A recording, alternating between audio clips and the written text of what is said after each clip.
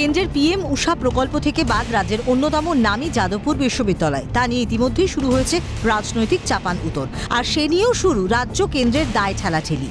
जो भी पीएम ऊषा में या पीएम ऊषा जो प्रोग्राम है हायर एजुकेशन के लिए गवर्नमेंट का, उसमें कौन सा कॉलेज को देना है, कौन सा यूनिवर्सिटी को देना है, ये पूरा का पूरा राइट्स अधिकार राज्य सरकार को दिया है। केंद्रीय सरकार का इसमें कोई अधिकार नहीं है। পিএম ঊষা প্রকল্প অনুসারে রাজ্যের কলেজগুলির শিক্ষার মানোন্নয়ন ও পরিকাঠামো উন্নয়নের জন্য 905 কোটি বরাদ্দ করেছে কেন্দ্রীয় সরকার। এর মধ্যে কেন্দ্রীয় সরকারের দেওয়ার কথা 547 কোটি টাকা, বাকি 358 কোটি টাকা দেবে রাজ্য। এবার সেই প্রকল্প থেকেই বাদ পড়েছে যাদবপুর বিশ্ববিদ্যালয়ের নাম। কোন বিশ্ববিদ্যালয়ের নাম থাকবে কি থাকবে না তা বিচারের দায়িত্ব রাজ্যের, দাবি কেন্দ্রীয় শিক্ষা প্রতিমন্ত্রীর।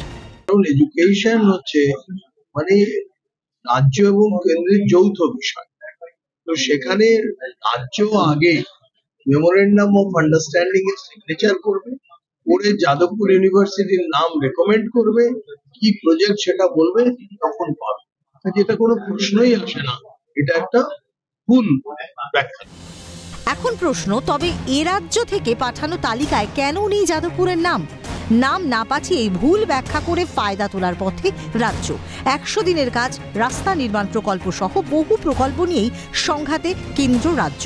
এবার সেই তালিকাতেই নাম তুলল পিএম ঊষাও। সব মিলিয়ে দুপক্ষের সংঘাতে আদৌ আটকে থাকবে আসল উদ্দেশ্য? সেই প্রশ্নই উঠছে আবার। বাঁকুড়া থেকে স্বরূপ রায়ের রিপোর্ট, ক্যালকাটা নিউজ।